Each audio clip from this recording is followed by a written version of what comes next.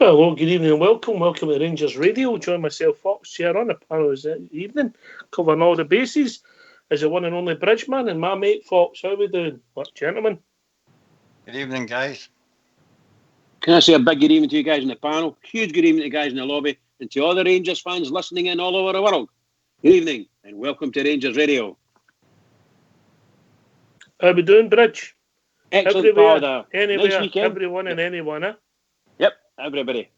No, it's a really good weekend, and I missed the show. I was trying to link into it, but I couldn't get it, and I screwed up their Wi-Fi and so on and so forth. But I'm very happy, very happy.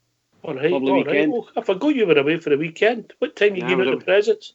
The presents? Aye, right. A wee jar of mints or something, or humbugs or something like that for the...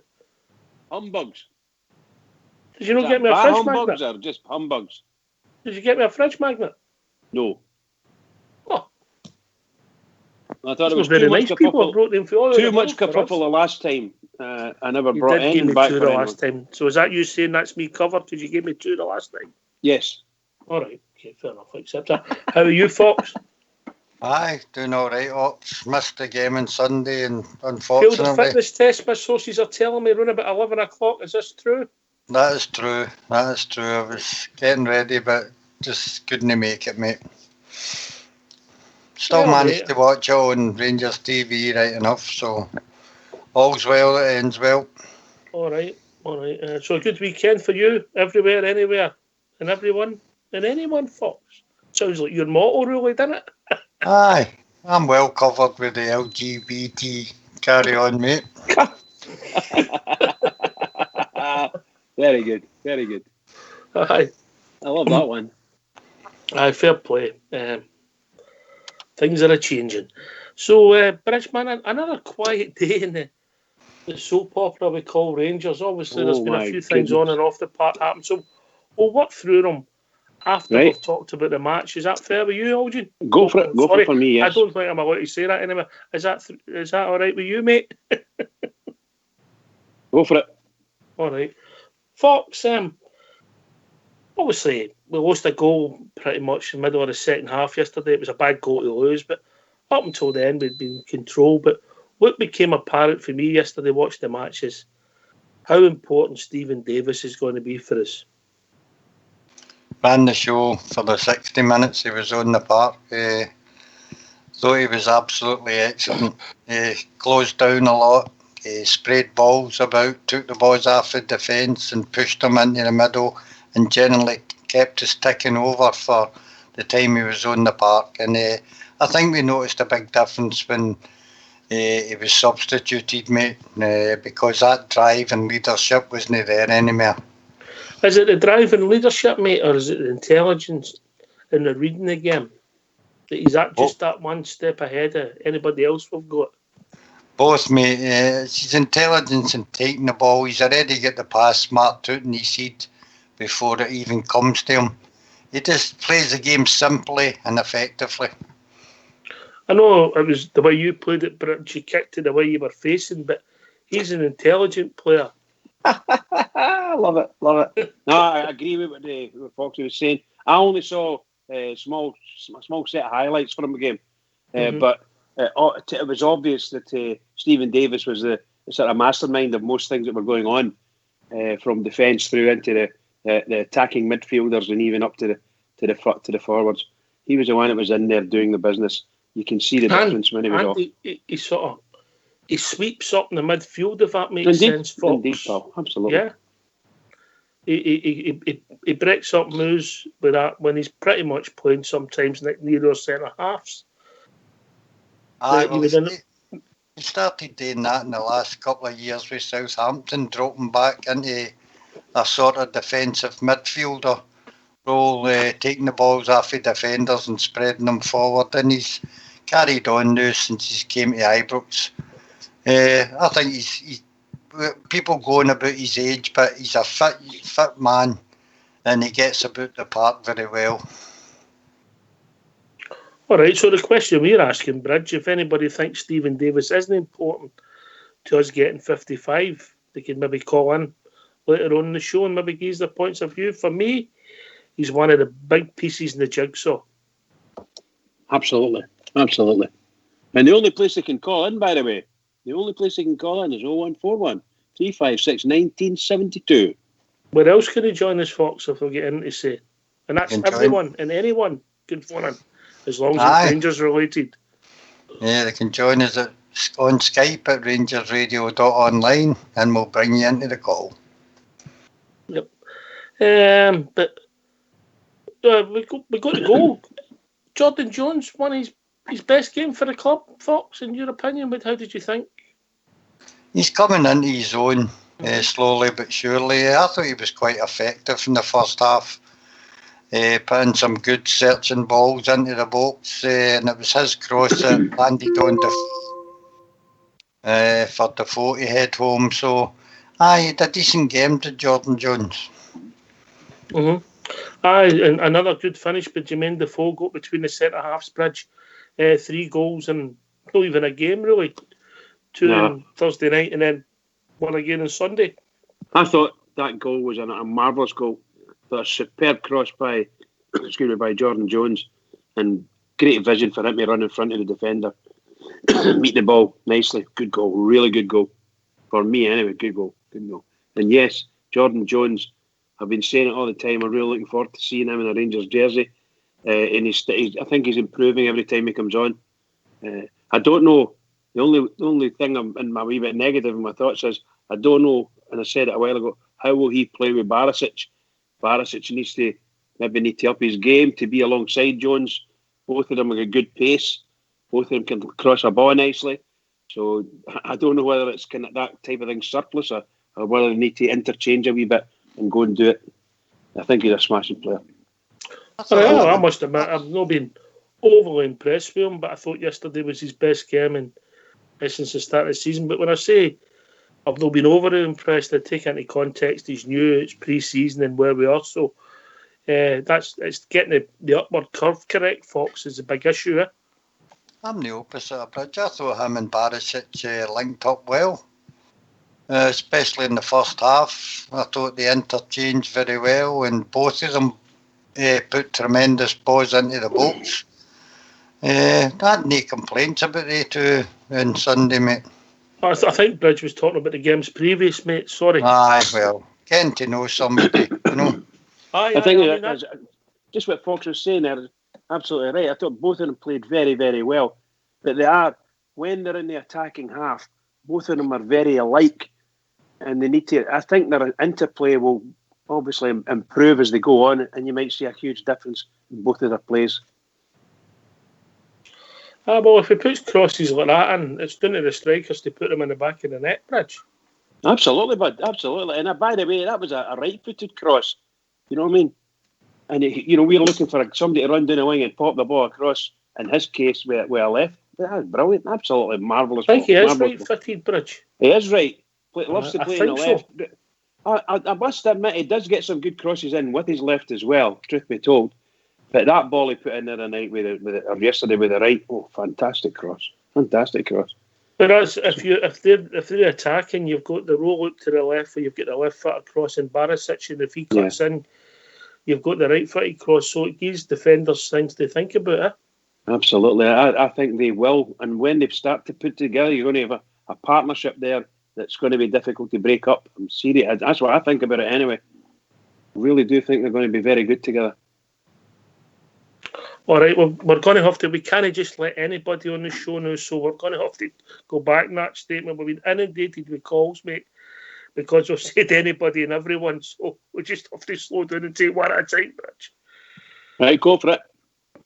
All right, so we'll take them as once we get them sorted. The technical line's not been able to handle it because too many people phoning in at once. The technical people can't handle it. We shouldn't give them an invite, Fox. Try to be too nice to everybody. If you say so, Paul. So, over the piece, the pre-season, we're building up. I think we've got to watch. We don't become too down just because we lost a goal in a match, Bridge, pre-season. But we've done okay. There's been a lot more positives than negatives, but it actually means nothing in the whole scheme of things. It's all about what we do on Thursday, the next couple of Thursdays, and then obviously a week on Sunday, the the big games kick in. Absolutely, bud. Absolutely. So looking forward to Thursday as well. So I'm really looking forward to it. Oh my goodness gracious! Europe again, another European tie. All right. So anyway, we've been joined by our first ever callers this evening. It's GFK evening, GFK. Evening, chaps and chapesses. How are we all doing tonight? We're all right, mate. Your good self. I'm good, folks. Here, how are you, Fox and Bridgeman? Fine, Jimmy, fine. Good lad. Absolutely brilliant, Jimmy. Good man. Missed you sadly when I was away on holiday, pal. Missed you. I miss you all the time, pal. Stephen Davis, that's a no-brainer for me, Oxshire, you know. I think the position he's playing now, he's went, as you said, the deeper role he's playing now really suits the way that we're wanting to play next season, or this season rather. So I'm happy that he did it, but 7 or 8 games into the tail end of the season, he was playing in that position. So I'm happy for him to do that. The team will no tick if Stephen Davis doesn't play well. And that's the position that he's in now. As for young Jordan Jones, I thought Jordan Jones had a good game yesterday. Yeah, so damn it. I think that too many people are too critical of him. Came for Kilmarnock, and I think he's going to be a great player for us. I saw the whole first half and about 10-15 minutes of the second half, you know, so it was your proverbial game of two halves yesterday, so I thought we were brilliant first half, and what I saw second half we weren't all that great, and then from what I've read and saw after that we weren't too good, but we can't be down a beating about that. It's only a friendly. Blackburn Rovers are not a team, nothing great, but we're motoring on, and let's go forward, guys. Let's not be too negative about the team. Yeah, mate. I mean, I don't think I'll go to Fox with us for a week. We're best 11 on the part ones, Fox. I don't think so. I don't think he's shown his full hand in any of the games so far, especially in the friendlies. He's balanced out practically two teams to play, one in each half. So I don't think we've seen the full complement of his opening 11 yet, mate. Bridgeman, you any thoughts on that? No, I don't think we've seen his best team yet. Although I think the team he started with was quite close to it in my opinion, the way he's thinking. Because I thought they started very strongly, played very well, lots of possession, and as Jimmy was mentioned there, and the boys before him, you get Jordan Jones getting in top form, it really was very, very good. And by the way, can I just say, Old School Blue, we've got a problem in the lobby. Yeah, they're on it, mate. They're on it, mate. He's on it. Okay, pal. Just let say. Read the messages. I think when we see Mr. Gerrard's full team for probably on Thursday, that might be the team he wants to go with as he goes forward. I think it'll be marvellous. I really do. You might find it's the same team with maybe some slight changes here and there. Some folk think Morelos should start every time.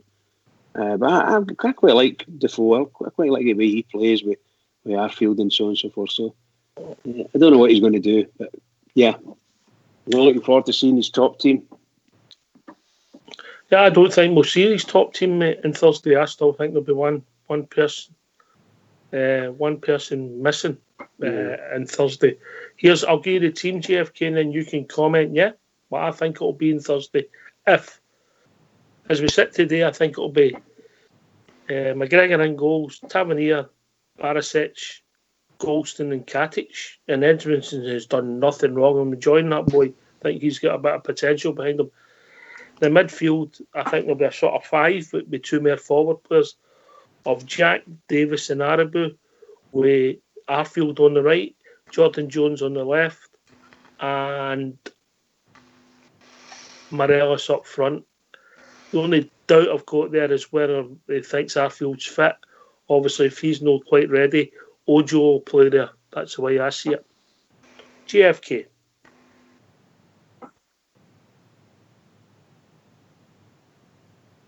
Ridge?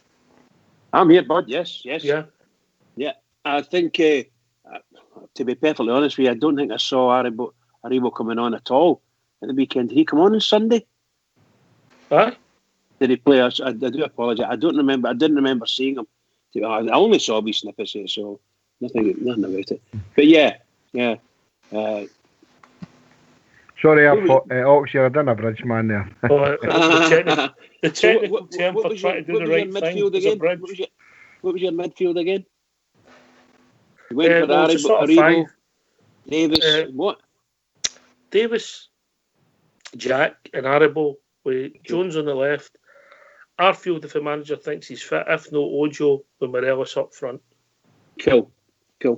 That's not a bad looking team. Not a bad looking team at all. By the way, that Ojo's turned out to be a really good player, isn't he? Yeah. Oxford, I never heard you mention Hollander. Is he? I'm assuming that he's not ready, mate. Right, okay. And if everybody he's not registered anyway. He'll not be registered, I don't think. Oh, he can be. He can be registered brought in the for day, this mate. He was brought in, Hollander. Oh, was he brought in yet? There you go then. So he might be. Bridge, where have you been? You're only the Lake District. I've been out in hinterland. I've been out in the hinterland, pal. Non-communicado. So Hollander was brought in, and the boy Hasty was dropped out of our squad today. So I think there's more chances of seeing Hollander next Thursday, GFK. Ibrox, Thursday night. McGregor, Tavernier, Goldson, Katic and Barisic. Kamara, Davis and Jack. Ojo, Jordan Jones and Alfredo Morelos. Go for a full team. Go for the jugular and win the tie at Ibrox, and then you can rest some players over there. Who was your midfield three again in JFK? Davis, Kamara and Jack. And where were you playing? Ojo on the left? Ojo on the right and Jordan Jones on the left. Fred up front. All right, pretty similar apart from... Pretty similar, but I think, play the best team that you've got available at that time, and I think that go for it and win the tie at Ibrox. Thinking that, the following week we've got Kilmarnock in the league, so never mind the Derby County game. The Derby County game takes care of itself. It's just a friendly to get the cobwebs out the head and get the rust out the legs, but it's a tie we've got to win before we play Midgetland, or whatever they want to call them. I don't know what they're called. In the next round, so I would play as strong a team, near my full strength team as we can at Ibrox on Thursday night. Win the tie at Ibrox, and then possibly rest some players and bring some other fringe players, if you want to call them, into the squad, into the team for the following Thursday, leading up to the league, the first league game on Sunday the 4th, mate. I couldn't argue with the sentiment, mate. Goodton won the tie at Ibrox 3-4-0, put the tie to bed, and then the pressure's off. Like, we done the opposite. I know it was the opposition was even poorer, but there's no reason in my mind why we shouldn't do that. And if you think back to a couple of seasons ago, that was a crime in the matter, because the tie should have been put to bed at Ibrox. We would never do money. Well, that's a lesson learned, and it's now going to be learned for a different manager, which is Steven Gerrard. Oxford, is the fact is that Kashina thought that the progress game was just a nothing game. Let's not be carried on again. Let's just do them at Ibrox, and then the tie's finished, and it's a holiday for the Blue Noses at Travalair. So for me, first full team, get the game to bed, and that's it. Done and dusted, mate. Yeah, I agree with you here, Jimmy. I do agree with you. I think it's obvious our tactics got to be that we've got to win at Ibrox. We have to win at Ibrox.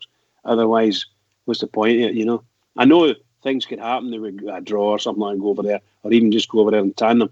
But we really do need to win at Ibrox. The fans deserve a good victory.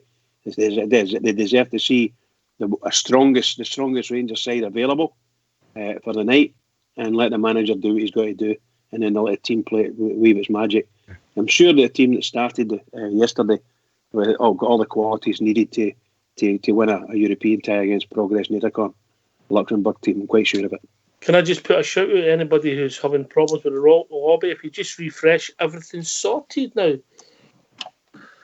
I put the tie to bed, GFK Bridge, I think you're spot on, pressure off, and then we're slowly building up to, obviously, the next round, plus the big game in Rugby Park, weekend Sunday, GFK, as you said. Yeah, looking forward to that. And I was talking to my big boy today and that, and it's starting to get the itchy, scratchy feeling now. It's coming to the real thing. I know we're playing the real thing here in the Europa League, but yeah, Rugby Park. I know he's no there now, but he says bye-bye Rangers, no, but bye-bye Kelly. You're no longer in the Europa League, you know, you get knocked out with the leaks. Looking forward to that. Can't wait for him to hammer them and hammer them well. Oh, Jimmy, you know what? That's exactly the way I feel as well. We need to hammer them, Bridge, man. Hammer the Kelly and they're just a shower of you know what, you know. They don't even have a game now, don't they? Until they play us. Probably not. You know, a bounce game, you know. And the puddle drinkers might help them out with that, you know.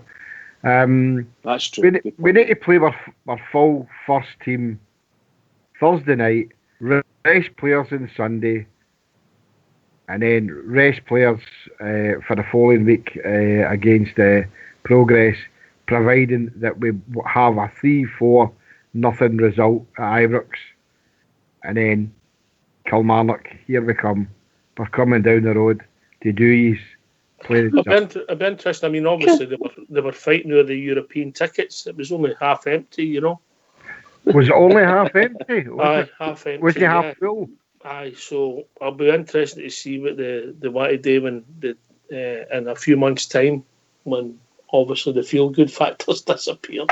Did you guys see that? There was a wee, what do you call it?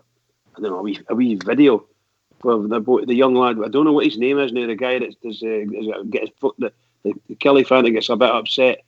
Apparently, he was videoing it, and that when they scored the penalty at the end, they were scored. Not a single, no fans there. Apparently, not one fan at stand. Incredible. That's what I'm saying to you, mate. Yeah. They're going to try and give us 8,000 tickets. I bet you in your life that's what will happen. They'll try and give us 8,000 tickets. And there'll be a clamour for tickets, and 8,000 will not be enough, you know, and that's the problem we've got. They play on our loyalty, Fox, huh? Yeah, definitely.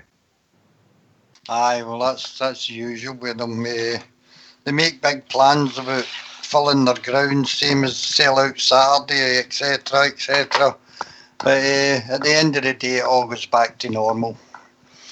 And we'll end up getting as many tickets as we want down there. Yeah, probably. Yeah. GFK, I've heard you called a sexist, but you've been outed tonight for having a go at heightism. Is that right? Aye. No dwarfism, no. What did you call that team? Midgetland. Is that what they're called? No. They just called the wee men. The wee men. Aye. Oh, well. I've got a wee bit of trivia for these tonight, guys. Go on then. Go on, I like a bit of trivia. Right, good bit of trivia. No need Googling now, because I did Google it, because I was asked this question yesterday. Alfredo Morelos scored a hat-trick last week in Europe, right? Mm-hmm. But since Rangers have been in European competition, there's only 7 other Rangers players who scored a hat-trick. Can you name them? Dave McPherson. Scored 4. Against Valletta, yeah? Yeah. Hat-tricks. Alan McCoist. Yep, against. Oh, was that Valletta as well? At Ibrox, was that night Chris Woods missed the penalty? Russian team. Oh, Kavkov away. Vladi Kavkaz. Vladi Kavkov away. Keep going. Oh. But as you can join in. There's a couple of players in your era. I can't even think of them, to tell you the God's truth. Jim Forrest. No. Your namesake, Jimmy Miller. Jimmy Miller, yep. Jimmy Miller scored 3 in the Cup Winners' Cup 1962 against Seville. Yep. Bud Johnson? No. Will be his sidekick, Ralph Henderson. Brand. Yep, Ralph Brand, Borussia Mönchengladbach, 1961 Cup Winners' Cup. So wee Henderson never scored a hat-trick. Somebody's Googling there, I bet it's Auxerre. No, I'm not, mate. I'm not Googling at all. That's a good question, mate. Many we got. Oh, many you got Nain. Hey, mate, excuse me, I gave Jimmy Miller. Right, well, Jimmy Miller, Ralph Brand. You were talking to him. Oh, no, I just said his namesake. Ralph Brand, Jimmy Miller, David McPherson, and Ali McCoist. That's the ones you've got. And obviously Alfredo Morelos was number 8, so he doesn't count. Right. Yeah. So you've got 1, 2, 3 to get. Derek Johnson. Yep. They're the ones you would expect it to be as well, you know. No, Parline didn't score a hat-trick, did he? No. Because I researched it when I was asked the question to see I'm not wanting to make an ass of myself. What about the great John McDonald? Oh, there you go. Where did you dig that one for? That's my young brother's pal, John McDonald. Against Valletta, Cup Winners' Cup, 1983. Him and Big McPherson scored 7 goals between them in the 18-0 rout against Valletta. 2 to get. Ex-King's boy, that you? Right. 2 to get. What about Doddy? Yeah. Oh, he's the era. Well, I spoke about one of these people last week, and because I didn't like him and they got me to jail. Oh, Boris Johnson. Yep, against Valletta again, believe it or not. That was the night that Woods missed the penalty. That's 1990 in the European Cup, when it was called the European Cup. Aye. Now, this is one I didn't get, right, till I looked it up, so I'll let you, right, I'll tell you who it was against. Mm-hmm. Right, 1986 against Yves Tampere. Robert Fleck. Robert Fleck. Well Good done. man. Well done, Oxford. Well done, pal. Well done, mate. Good one, JFK. Good one. So only 8 Rangers players since the inception of European competition have scored a hat-trick. That's quite hard to believe, isn't it? Aye, when you consider some of the, obviously you played minnows in that, but there you go. Some of the hat-tricks weren't there. I take Valletta out. There was against some good teams. Well, the most unusual one was obviously Big Sadie, Big Dick McPherson. 4 against Valletta. He must have been about 18 then, maybe 20. Probably 18, 19 or something was Oxford. It's a good wee question. Only 8 hat-tricks in Rangers European history, and that was Alfredo Morelos. Well done to you. Well done to you for that one. And well done to you, Bridge, for getting 1 of the 8. Excuse me, I got 2. Jimmy Miller doesn't count. The name's in front of you. No. Jimmy Miller does count. That's like copying at school, that. No. There you go. His namesake. A wee bit of trivia there, guys. Thought you'd enjoy that. No, well done. Well done indeed. And I think you got about 4 there, Oxford, didn't you? I think you get 5. 5, there you are. Well done, pal. Well done indeed. Good stuff. Good memory, you see. Good memory. Send that to Shaco for Monday nights. I could do that, aye. Anyway, a lot of news broke today, Fox, obviously. As this Tigers on, we've been drawn against. Who have we been drawn against, Fox? Midtjylland. What did you call them? Midtjylland. Midtjylland. And where are they from? Denmark, mate. Denmark. Is it a 50-50 tie? Are we 60-40 favourites? What's your views? Oh, well, I don't know much about them, mate. I think they've started their league campaign and they've won 2 out of 2. That's all I know so far, mate. All right, fair enough. I'm sure it'll take hold once we get past the progress game, JFK. Aye, they finished second in the Danish league last year. So, don't know anything about them. Actually, they finished second. So, how do they? The name's quite familiar. Is that because as Jimmy calls them, the puddle drinkers? Do they know Henrik Larsson, their manager, or somebody like that? No, I don't. No. Where have you banged your head or something when you were away? Shevchenko plays with them, didn't he? That's who he's still, hasn't he? They've got Shevchenko, ex-puddle drinker players playing for them. I know that. Because their names was in all the papers because of these transfers. I thought Larsson was going to something like that anyway.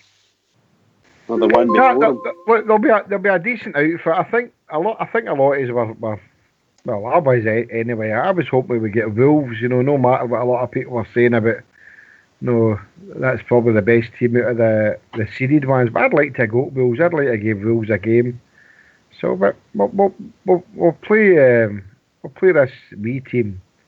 Would you assume it was a free punch for us? Is that what you're thinking? A big game if we win out? If we get through, we've got to play whoever is put in front of us now. I'm not getting overboard here. Looking what I've seen this season, I'm not fearful of any Rangers playing anybody at this moment in time. I think the squad we've got is more than capable. Wolves, I know, finished 7th. Like, this team finished 2nd in their league. So you've got to take the leagues into account. I mean, the English Premiership or the Danish League. Okay, we'll not treat them like mugs. No, we'll treat them with respect. It's a good game for us. I think it's a better game than some of the other teams that we could have played. So I'm happy with that. All right, you'd rather be good. Anyway, we've been joined by a caller. How we doing, caller? Hello, how are you guys? Oh, big Ulster. How you doing? Ulster. Doing well, thanks. How we doing, big man? Doing well. Hope you're all keeping good. Yeah, mate. All the better for hearing you, mate. What's on your mind? Oh, nothing. Just thought I'd give you a wee buzz and all right, thanks just for have the a wee call. chat like normal. Thanks for the call. We'll speak to you later. It was good while it lasted. How are you all excited? What are you thinking, mate? What have you seen? Are you impressed? Are you quietly confident, or have you got concerns? No, I think that's the word. Quietly confident. I don't want to get too excited because we know what happens as Rangers fans. We get excited sometimes and we get knocked back into reality very quickly. But I think what I've seen so far, I'm very impressed with the signings that George brought to the club, and I think we're getting better each game. Actually, as I've watched, I know the second half of the Blackburn's probably the only time we've maybe haven't played our best, but I think obviously first half we were very good, and when we took Artfield and Davis off and put a few boys on, it sort of knocked the team out a wee tiny bit, and it took us a wee while to get back into the game, I think, with Blackburn. But apart from that, I think we've been very, very good over the piece. JFK thinks that Davis and Jordan Jones are the weak links. I think Stephen, you can notice Davis is getting better. Like, I know last season, first few games, you could see that he hasn't played football in a long time.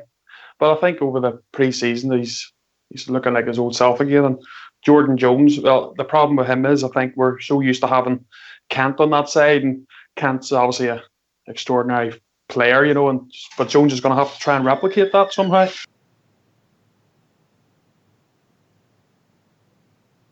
What about the new boys, Ulster? He's on mute at the moment. Well, like Ojo, I think Ojo looks the part, to be honest. I'm very impressed with him. Coming from the right-hand side, he obviously likes to strike the ball with his left. He scored a couple of nice curlers from that side, so I think he's going to be an addition that we've needed. Like, I like Candace, like us all. He's a hard-working player. I'm sad to see him go, but I think Ojo hopefully will bag us a few more goals this season, what Candace has been able to do for us. So hopefully that'll be another good position. You mentioned there after Ojo? Oh, Ojo. Oh, Candace. The Candy Man. Who? I know. Who are you? He's gone, I know. Yeah. What's that, bitch? You're a shocker, that's what I'm going to say. You're just a shocker. Big Ulster, can I just say, Big Ulster, it's an absolute pleasure to have you back on, pal. Seriously. Yeah. I hope you're doing well. Hope you and the family are doing well. And hope you're going to be back with us forever. I'm back. Just when we started taking everyone and anyone, he phoned in. I know. The drags of society.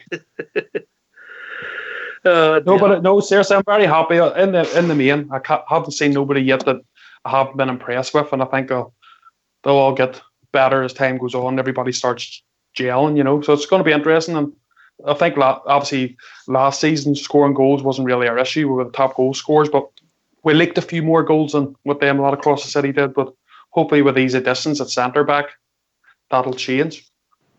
Based on the wee highlights I saw, there's about 4 or 5 of them trying to defend that one. I was thinking of you, Bridge, when we got the big big guy from Sweden, because you always wanted a big, tall centre back for a left foot. So you That's got your correct, man eventually. You know what he Actually, said? Ulster, he wasn't tall enough.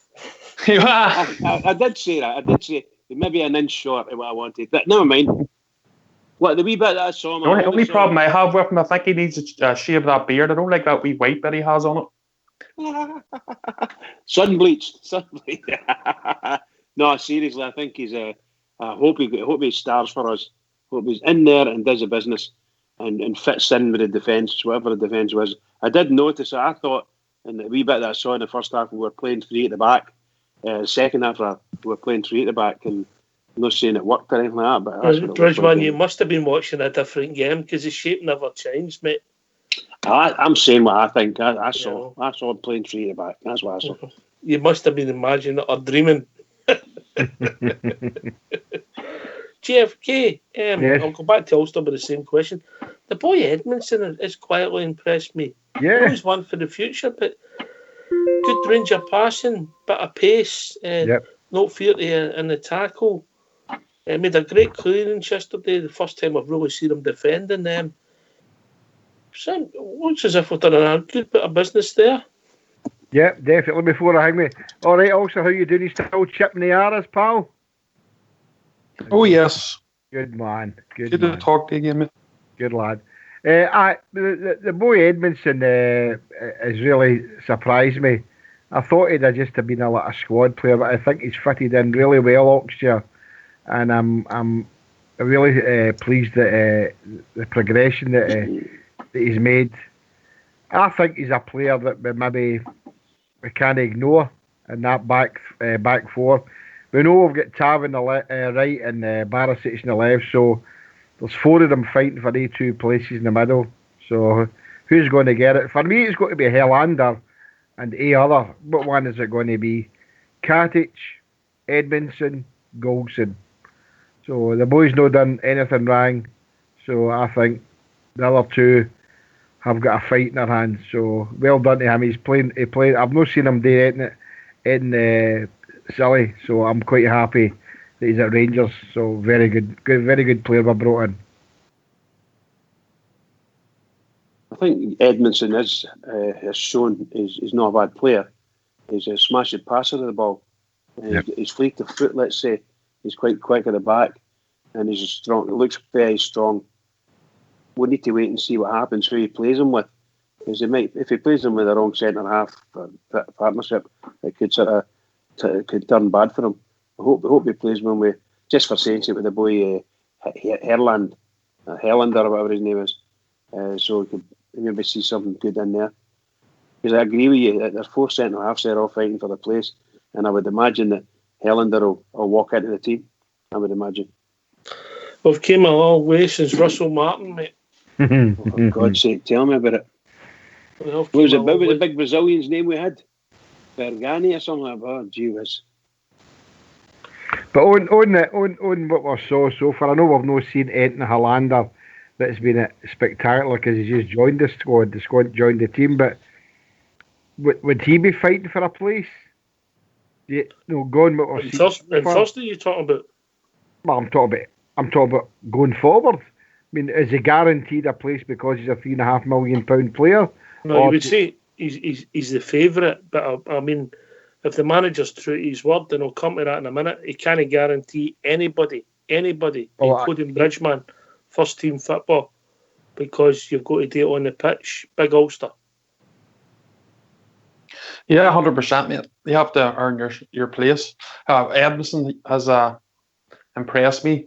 I think especially yesterday when the ball, when Blackburn went on the counter, and it was a fantastic run back. I've seen the pace of him, Edmondson, to get back and actually clear the ball. If he's can remember that one, which had me up on my feet actually applauding. It was absolutely fantastic tackle to get the ball away, and it looked like a certain goal for Blackburn until the turn of pace. He got his foot out to take it away, but that's what it's all about, signing young talent like Edmondson. Then obviously you got this big fella, the big Swedish centre back, and everybody's going to be fighting for places, and that's going to only be good for Rangers. Here, talking about guys that only care about the good of Rangers. We've been joined by Stardog. Evening, Stardog. What's happening, Trips? He's alright. Yep, everything's good Aye, too, pal. fine, Yourself? mate. Yep. Right, fine. Good to hear Ulster's voice back. Aye, big man. Always Thanks, mate. dulcet Good to hear you tones. too. One of the OGs of Rangers Radio. What's on your mind, Stardog? I watched the game yesterday, mate. It was a wee bit boring second half, but I thought first half some of the football we played and things like that was some tidy stuff. I wrote some wee notes and things like that down, and I just put at the top of the notes Steve Davis a class above, because that's honestly what he was. Anytime we get caught at the back or anything like that, anytime we were trapped in the corners, he just went in there and made himself available. 2 or 3 passes, mate, and we were out of there and we were getting ourselves up the park. And I just thought in the second half, even with Aribo and Kamara coming on the park, who are like technical players and things like that, that's kind of their thing. I just thought you just know when Davis isn't in the middle of the park, and I just think he's essential to us this year, so he is moving forward and things like that. We've got to have him, especially for the league. I thought he was brilliant. That's what I put there. I thought he was a class above. I thought Katic and Edmondson were solid at the back as well in the first half, until they started changing things up and things like that. But I agree with these guys. I don't think that's our strongest team. I think that was just a game of 2 halves, just a wee runabout and things like that. But I thought, especially first half, some of the football we played was brilliant. I agree, mate. I think the thing about it is, for me, is I'm not getting too low because of the second half performance. The same as I wasn't getting too high when we got Marseille 4-0, Stardog.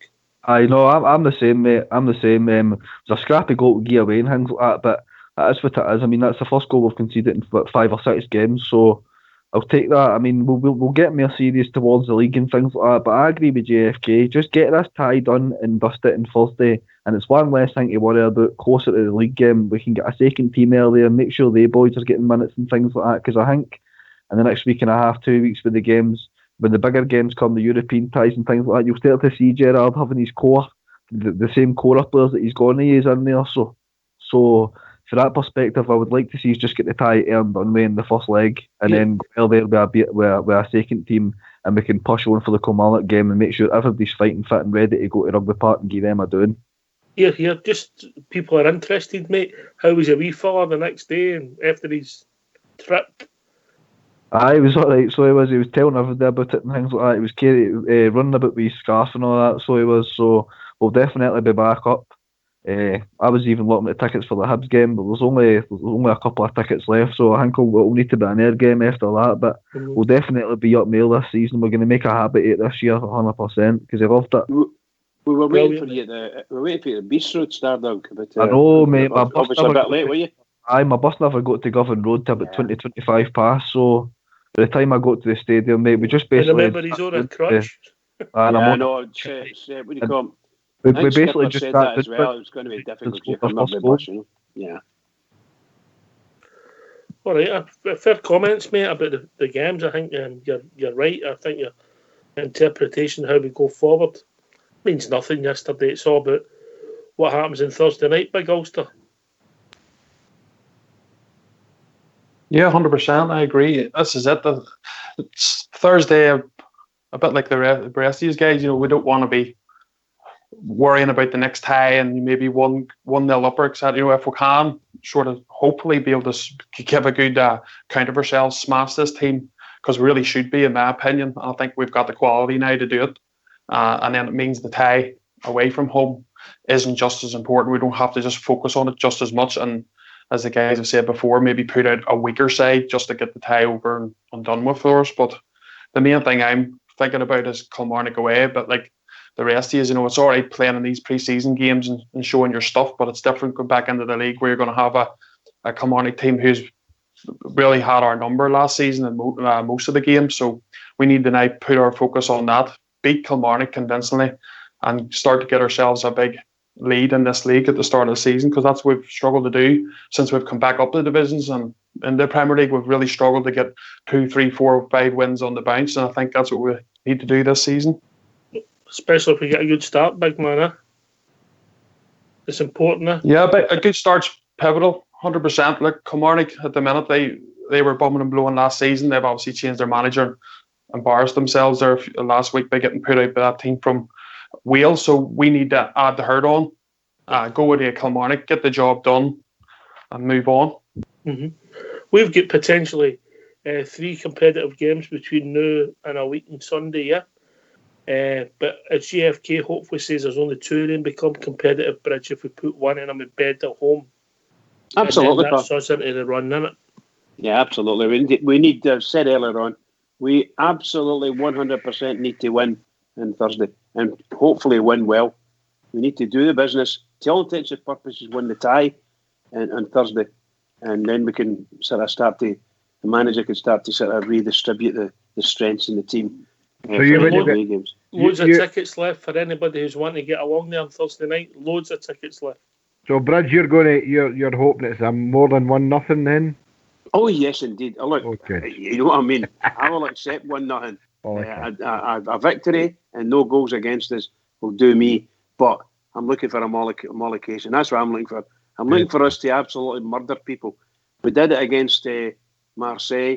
We did it against St. Joseph's, and no problem at all. It looked so easy on the eye.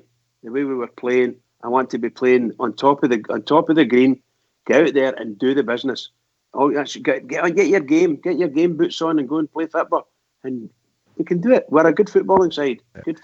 I know. We'll talk more about the game nearer the time on Thursday, but I mean, there's no comparison to the team 2 years ago that played Progress to the team that's now going to play them on Thursday. So we should be more than capable of getting out and absolutely, use your word, Bridgeman, mollocate this team. Yeah. Put it to bed. First leg, go and enjoy the second leg, and then it's bring on Kilmarnock the following Sunday. So I'm happy that the gaffer will pick the right team and hopefully picks a really strong team. No messing about. Go and do them. Jimmy, did you hear anything of any Kilmarnock fans saying, last season we were always looking forward to Rangers/Celtic coming up to our midden here, and we weren't feared for them. We could maybe get a victory, which they did. But I wonder how they're feeling now. Maybe they're not looking forward to it. Well, there's a few rumblings that they're trying to sack maybe their manager who's not even played in the Premiership yet. So let them go on with what they've got to go on with.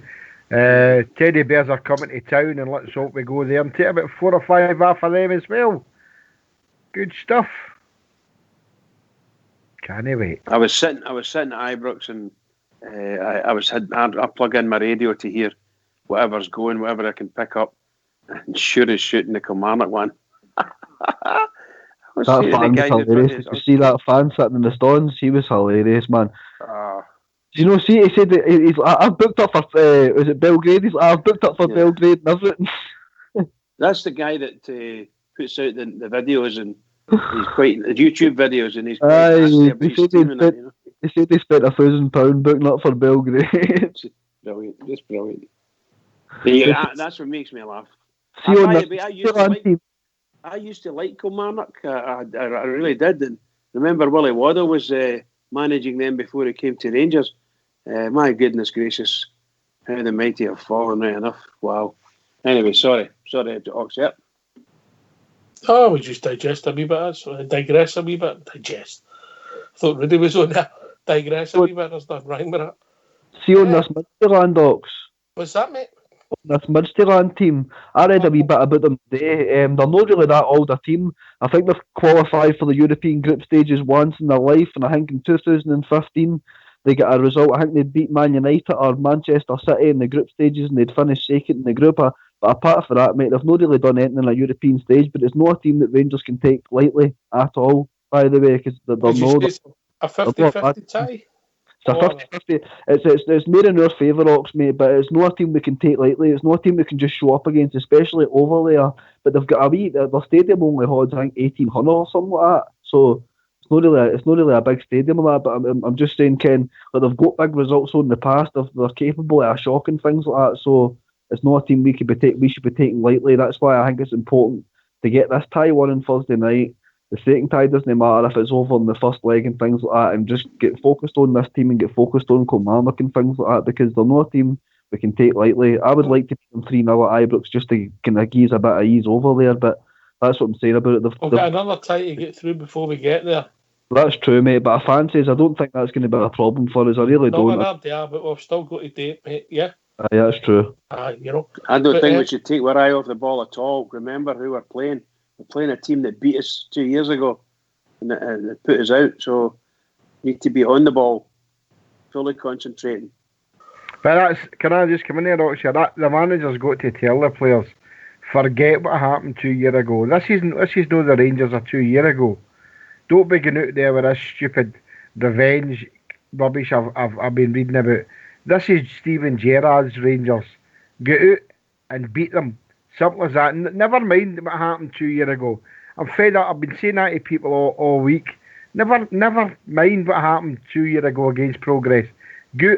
This is Steven Gerrard's Rangers. Go and win the game and win it well, and everything else will take care of itself. So I'm not hoping that there's papers are new saying it's a revenge match for Rangers. It's not a revenge match. No, it's Glasgow Rangers game. It's not to me. It's no Oxford, but no, it was Kashina. Kashina made an arse of it, right? Aye, that's exactly what it was. Let's get Steven Gerrard's Red, White and Blue Army and go out there and do them.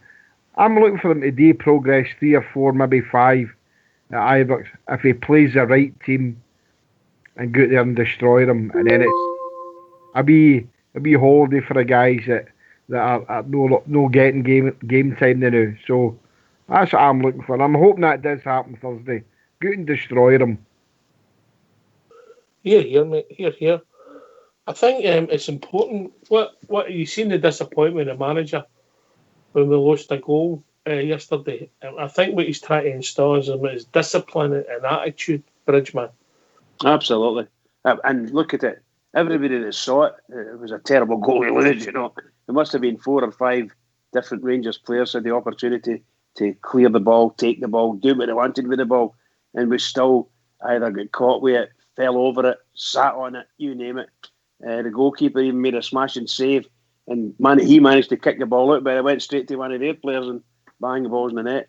So all the silly things and a very, very poor goal to lose from a Rangers defensive perspective, both through defensive midfield to the fullback to the centre halves to the goalkeeper. It was there, it was all there. All in the flash of a blink of an eye, all happened. Aye, but it's not just that. He's wanting to go to GFK and play with the right attitude, absolutely, right tempo, and it's just still in. There's the way you've got to play. You can't not turn up. Every game's important. Of course it is. I mean, he's not done anything wrong so far. He's picking the team that he thinks can win the game. And the first half against Blackburn, not that I normally agree with Mowbray, but he says that the tempo that Rangers played in was beholden to watch, and that's what I want to see. Rangers playing football like that. No, and it was great to watch. The first half was absolutely fantastic yesterday.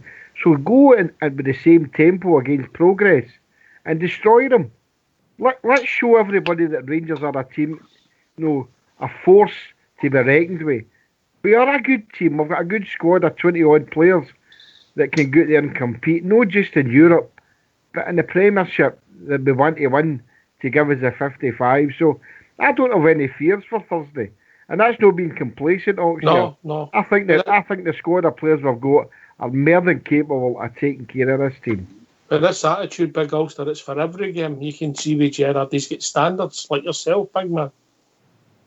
Oh, aye, he's got standards. He wants the best because he believes in the players that he's brought in, and he obviously gets a bit disappointed when they're not playing their best because he knows what they can do, and that's the sort of attitude we need. It's been too long at Rangers that we've accepted second best, and we've accepted our team sometimes to lose concentration, and that's why we've lost a lot of points and through going down since we've come back up the divisions. And Steven Gerrard trying to put back into us, that Rangers spirit of fighting for every ball and representing the badge on your breast. So that's what he's trying to do. Same as himself as a player, he put 100% in every single game, no matter if it was a pre-season friendly or an FA Cup first round match. That was the way Steven Gerrard played, and that's the way he wants his team to play.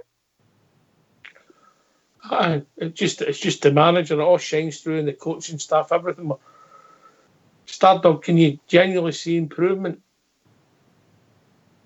Say this time last year? Aye.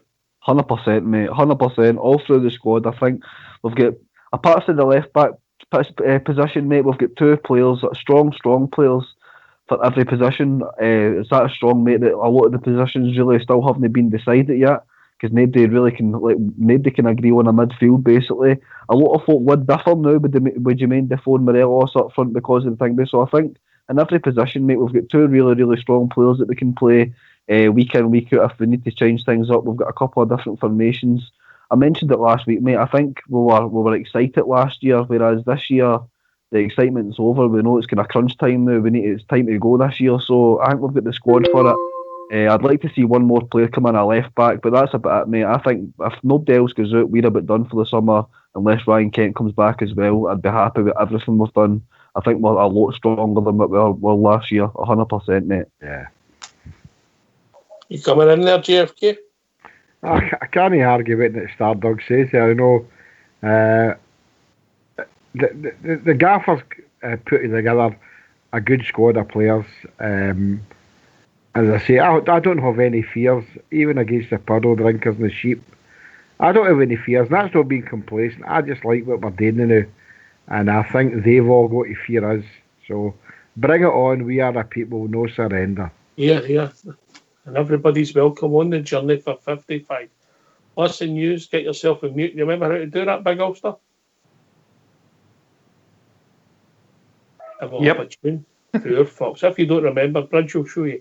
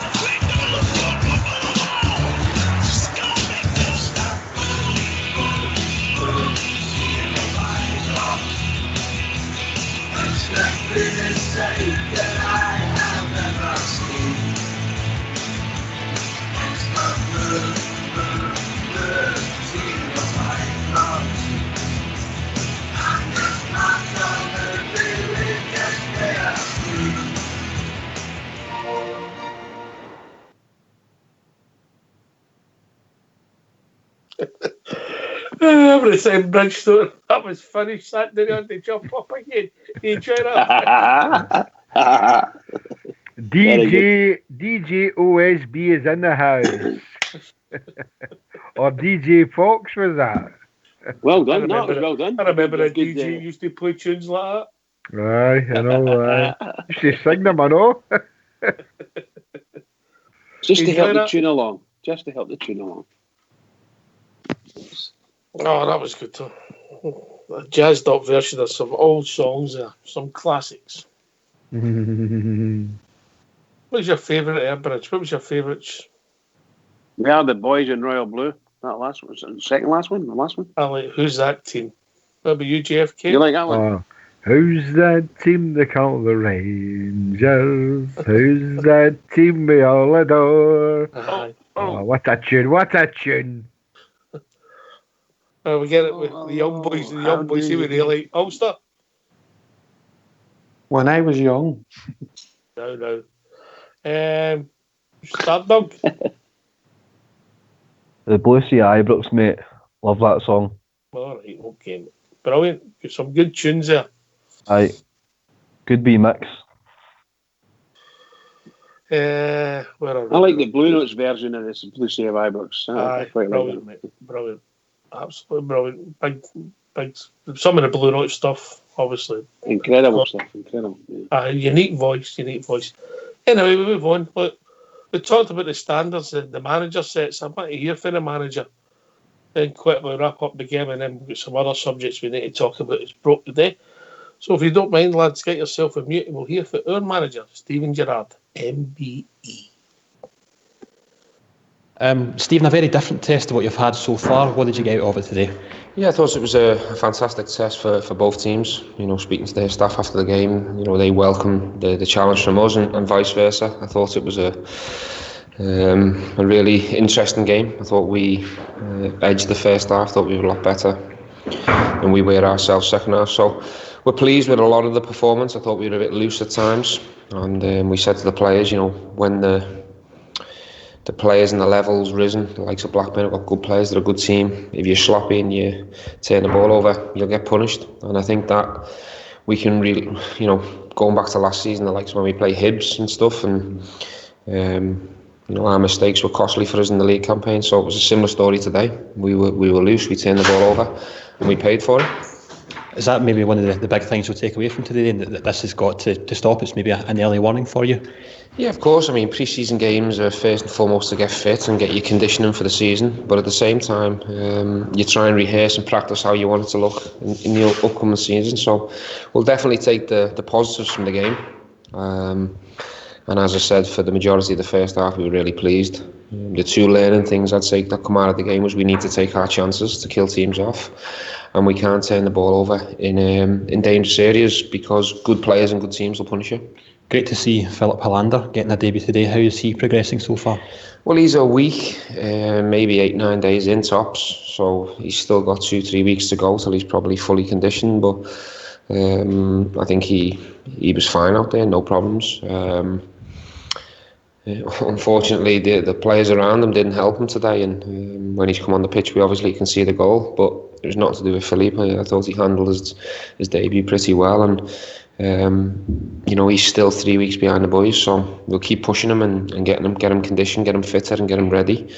And by the time he's fit and ready, he'll know the philosophy more, he'll know how we want to play, and he'll be more ready. So yeah, pleased with him today. And at this stage of the pre-season, I know you've had competitive games as well. I guess you'll be pretty happy with the way things have gone. Yes, very pleased. You know, we're probably one goal away from everything looking really rosy, but sometimes you need a bit of a kick up the backside or a little bit of a setback just to, you know, just so you see the warning signs that people can't get complacent, and sometimes the timing of it's very important. And I thought today, you know, getting a few setbacks is important because it'll give us the kick up the backside we need.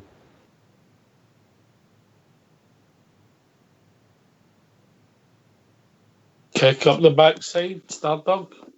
That's it, mate. That's what I was basically trying to say at the start. It's no, I mean, it's no the end of the world, because, like you say, Ox, it's it's only pre-season, mate, but like Stevie G said, we're a goal away from everything looking rosy. I couldn't help, as a Rangers fan, but feel disappointed when we all started going through that game yesterday. But I know it's not the end of the world. I know that was only a drill yesterday. But as long as these boys know, mate, for the start of the season, that it's not a drill when we play Kilmarnock, it's a real deal when that season starts, and there can't be any mishaps or slip-ups, because we drew too many games last year. It was one of our biggest criticisms of the team last year, Ox. So we need to stamp that out. But it's good that it just gives us it puts us in check as well, mate, because we're getting excited. Yeah, are you also? Yeah, no, this is why the pre-season games are set up. You know what I mean? This is where you make your mistakes and different players gel, and you know what I mean. And that's just what it's all about. So hopefully they learn lessons. Obviously, the gaffer will be talking them through the game, watching the videos of where maybe, because obviously the first half we could have had that team dead and buried. It didn't work out for us, and obviously they got themselves back into the game and got a draw really when they probably didn't deserve it on the basis of the play. But that's football for you, and they just need to learn from that, and hopefully they will going into the season. Yeah, mate. Yeah, JFK. Yeah, there's not much I can add to that. You know, the manager says kick up the backside. You know, the pre-season games mean a lot in a lot of ways. Is to get, as I've always the saying I use is get the cobwebs out the head and get the rust out the legs and get match fit. You know, but it's nice to win the pre-season games. But now we're starting to come into the nitty gritty. Obviously, we're now competing competitively for the Europa League, and now we're coming into the Premiership. So, I mean, I'm like Star. I was disappointed for the draw yesterday, but not disappointed to the degree that I thought it was going to make any difference to us going forward. It's a wee glitch. So what? You know, the first 60 minutes of the game yesterday was immense. The going forward and Stephen Davis' performance was beautiful to watch. So I'm happy. I'm happy with the way things are going. So pre-season is going really well. Europe's going well so far, and it probably will get better in the next 4 or 5 days, mate. All right, mate. All right. Fox, you still with us, mate? Yeah, I'm so. All right. Obviously, there's been some movement in the squad today. The goalkeeper, Jack Alnick's away to Blackpool on loan, so there's a bit of wages saved there, hopefully. And obviously, Jack's got a year left in his contract. I don't see the detail. I've not read any details about how long it is, but I think it's a season long, I think. And then obviously Daniel Candeias left us today. 31 years of age, done okay for us. I think everybody appreciates his attitude, but I think for me, time's right, and you have to move on. And I think good for all parties, Fox. Aye, on the Daniel Candeias one, he wasn't guaranteed a first team start at his age at 30, 31, mate. He's got to look to his future. And I think it's been an amicable separation between club and the player. Wish Daniel all the best and for all the effort that he gave when he was at Rangers, and hope he has a successful time where he's moved to. The goalkeeping situation, I think we've got plenty of cover in the goalkeeping. The goalkeeping place anyway. I think the young boy, he's no young, he's 26-year-old Firth. So we've got cover there anyway. So we was there as well. It was good to get somebody after wage bill. It's a season-long loan, Oxford, as far as I'm led to believe, yeah. Yeah, so that's his contract done with us, and obviously you move on. The boy never let us down, Jack Alnwick. I thought he was a wee bit unlucky at times, but there you go, just what happens in football. And again, him and Daniel move on with the best wishes, everybody, I think, Bridge. Yes, I think some of the guys actually thought he was like man in a match against Celtic at one time. One of the games we played, a semi-final, a quarter-final of the Cup, and we got beat, but he actually played quite well. No, he's not done anything dreadfully wrong. I don't think he's anywhere near as good as Wes. I don't think he's obviously nowhere near as good as McGregor, but it didn't let you down. Let's put it out. It didn't let you down. And Daniel? Candeias. Well, what can we say? The man wanted to go. I think that was obvious. I think you could see the way things were going. That nobody in our squads have got anywhere near 100% chance of getting a start, and he wanted 100% chance. He thought he should start every game. And good luck to him. Thank him very much for everything he did for Rangers. Scored some fantastic goals, some marvellous assists, particularly when he did the back heel to get it from the centre circle on him and for Mr. Morelos, and he sort of put it away nicely. Marvellous goal, great goal. And those 2 goals he scored just recently, they're just fantastic goals. Superb. So I wish him nothing but the best, and I hope his career continues to flourish a bit for him. And good luck to him. That's what I say. For me, JFK, it's a good move for all parties. Definitely. I mean, Alnwick's not done much wrong. He's come in and did the job when he was asked to do it. So, I mean, I wish him all the best. As for Daniel, you know my feelings in Daniel. I think he's been a tremendous player for us in the last 2 seasons, So I wish him all the best. I'm not even going to try and say the name of the team he's away to, but I wish him all the best in his future endeavours. He's been a good servant to us. But if he's not going to get first team fit by then, he's got to look elsewhere. So at least the manager's been honest with him, and he's told him that you're not a first team player guaranteed a place. So he's allowed him to go, and Daniel goes with all your good wishes. So I'm happy that he's going to be getting his chance to progress somewhere else. So I've not got a problem with him going. None at all. Alnwick. Sorry, bud. On you go, pal. No, sorry. I was just going to say, Tracy in the lobby saying that she's heard that there's going to be a minute's applause in the 21st minute. For who? Daniel Candeias. Why? I don't know. That's just saying it's happening. She thinks it's happening. He was space for 2 years, and people come and go. He's got a new job. He's indeed. I'm only saying that Tracy's saying that in the lobby. She thinks that's he's not dead. He's just moved club. Aye. Well, I'm only telling you what's coming. I think that minute of pause is going to me. He's standing up and clapping their hands, mate. Aye. But maybe a wee chant the way they did for when Graham Roberts and Mr. Souness had a fight, but for a minute's applause or whatever, 21st minute, it's not for me. Players come and go. There's players served Rangers for 7, 8, 9 years, and they went with our best wishes. Some haven't, like Kenny Miller, one of Oxshire's favourites, or Lee Wallace and that. But not for me. No, I'll be sitting in my hands. I'll not be applauding in the 21st minute. If that's a plan, it's a silly plan. Silly, mate, isn't it? Of course it is.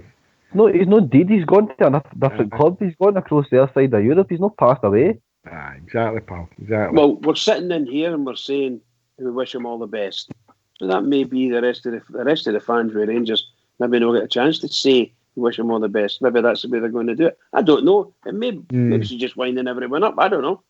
Maybe that's a younger generation, and maybe that's the way they want to do things. But he's gone. He goes with our best wishes. Absolutely, 100%.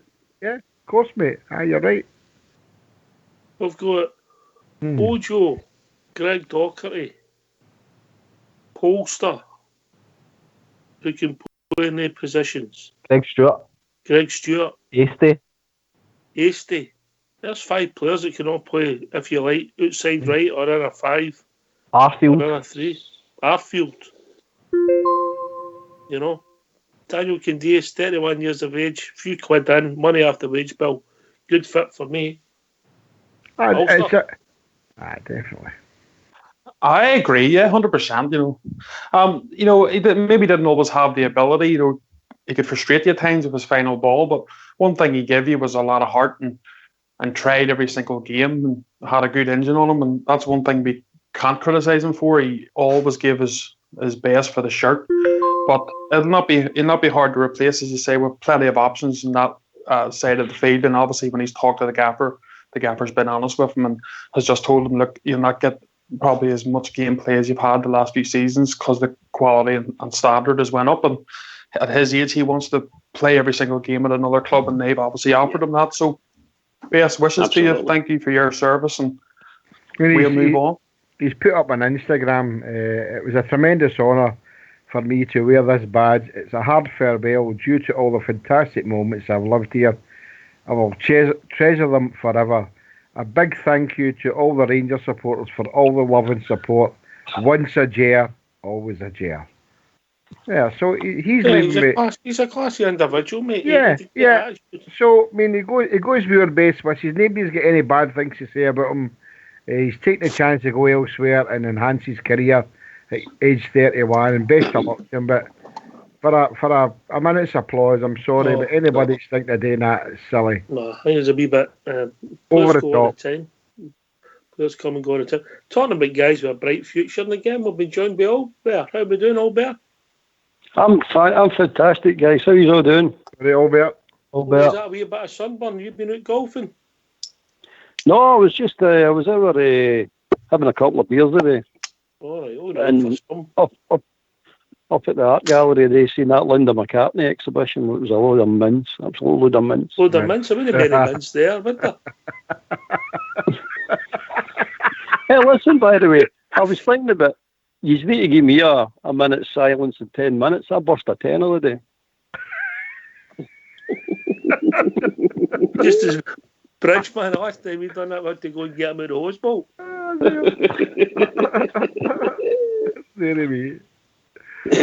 That was happy. A minute's applause, man. What's all that about? Well, that's obviously some fans want to do it. And Tracy in the lobby was just saying that's what she's heard.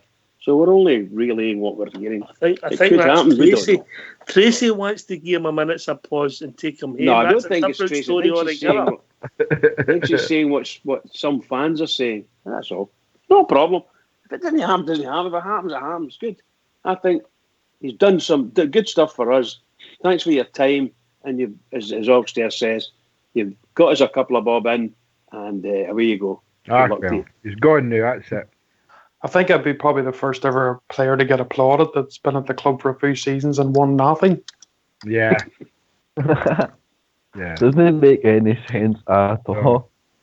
But you can understand. By the way, he's manufactured that move. He's been him and his agents tell him, get in there and tell him you want to play all the time because we've got a mob in Galatasaray and Turkey wants to sign you. That's manufactured. That just doesn't come out the blue like that. So he's got a better deal. And they hire him to the guy. He's got a better deal. He's got a better deal. You know what I mean? Yeah. Well, the problem is too for Candeias is like it's all right saying fight for the shirt, but obviously the manager knows he's been with him long enough and seen him playing over a full season and knows his capability. So, obviously he's brought in better quality, and that's just the way it goes sometimes. But it'll be better for us in the long run because we'll have better quality out in that right hand side. Yeah. He wasn't even holding a full team position last year.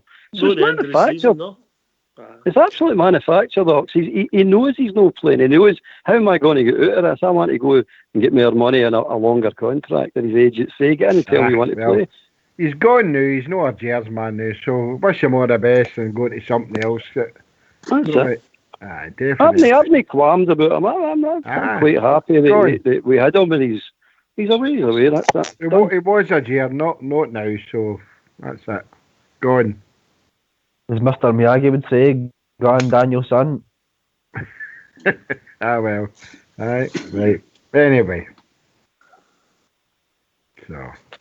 Anyway, players come and go all the time. But as I say, I will say that he goes with everybody's best wishes. Yeah. He's a great attitude, but not the greatest player I've ever seen. No, definitely.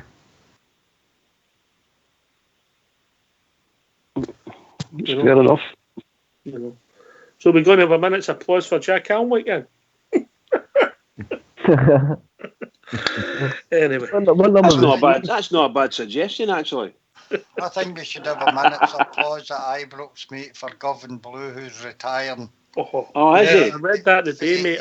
He's Erskine duties and my God. And everybody at Rangers Radio wishes Govan Blue all the best and hope somebody else steps up to the plate to keep the Erskine fund running. And a wee shout out for the True Blues loyal. That was something else I wanted to do. Cheers, pal. I'll tell you what, they're going to miss Govan Blue because he has done a tremendous job with the charity stuff. Fabulous for Erskine. Absolutely fabulous. Tireless worker, a driver, and an absolute gentleman as well. He was indeed. We'll be joined by another caller. Evening, Jim. How we doing, guys? Jim 115 again. How we doing, Jim? All right, mate? Good bit. No bad. Good bit of discussion. Right? Listening to Jimmy, I think my biggest problem this season is going to be myself again, Jimmy. I did say a few weeks back here we're needing the consistency, and again yesterday, kind of proved when we do change it, things don't go to plan. I think we really need to start getting this ball back in the back of the net again. Yesterday we had the chance to bury that lob again in the first half. Didn't take our chances and it bit my backside. I think that's what my biggest danger this season is going to be myself again, I think. 100%, mate. I just think the first 60 minutes yesterday was wonderful to watch. But I think if he plays his strongest side on Thursday, then we'll see the Rangers that we all want to see all the time. Consistency is a thing that we need to keep up. We didn't do it last season. It cost us some silly results we all know last season that cost us a chance of winning the championship. So we can't let that happen again. And I think the gaffer's learned his lessons for last season. So I don't think he'll let that slip again. So it's going forward, play the best team every game. We kept all saying to him on here and everywhere else, play the best team, play the strongest team. We're talking about Helander there. He's saying Helander's maybe 9 or 10 days down the line for being like he would deem match fit or game fit. If he's no able to get into that team because the other guys are keeping him out, then he shouldn't walk into the team just because he's a £3.5 million player. He must play the strongest winning team every single game. And no big egos. Play the team that's winning, mate. Correct, Jimmy, 100%. And again, we need to put that ball in it. Yesterday, as I said, we had the chances again yesterday. I thought we actually responded quite well after they scored. They had 2 or 3 wee chances. One really scored and a couple other chances. I thought we did have the chances even after they scored. Yeah.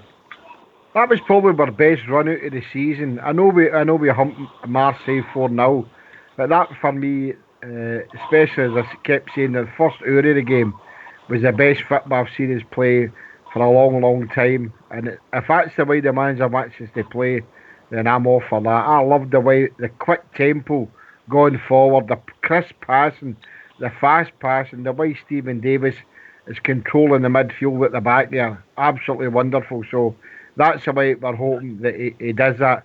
I'm fed up here, and I know the Bridgeman's a wee kind of fan of it, but I hope we don't go to a 3-5-2 because that will spoil the way that Rangers can play. So keep it the way it is. Jimmy, I don't think there's any chance we're going to go 3-5-2, mate. No, I know. Bridge has said before here that he thinks that might be to try and accommodate Helander, but for me, it's a fight for between 4 players, mate, for the 2 middle spots. Helander, Edmondson, Katic, and because I forgot his name there. Edmondson. Goldson. So it's no 3-5-2 for me as a no. It's got to be a tried and trusted 4-3-3. So like everybody's got their own thoughts on 3-5-2, but for me it's a no. Definitely. I think Tony Mowbray nailed that yesterday when he says about his tactics. It was just Liverpool, and I think that's been the way he's been since the minute go. He's wanting players set up the same way Liverpool play, that 4-3-3. I've noticed that for the day one with him. That's the way he's going to go. I don't think there's any chance we're going to go 3-5-2. No chance. Well, I hope you're right there, mate, because I'm not a fan of the 3-5-2. The Rangers are the way they're playing in his 4-3-3 is nice, and I love the way he's got Stephen Davis in there. So Stephen Davis will be huge for us this season. Oh, again, see the goal yesterday. Who did you point the finger at the goal yesterday? What, for the one we lost? The one we lost. I think at least 4 of them could have been at fault. Oh, mate, it was a comedy errors, really, wasn't it? I mean, Katic and... I even thought McGregor and Albury could have been a good bit of fault for it.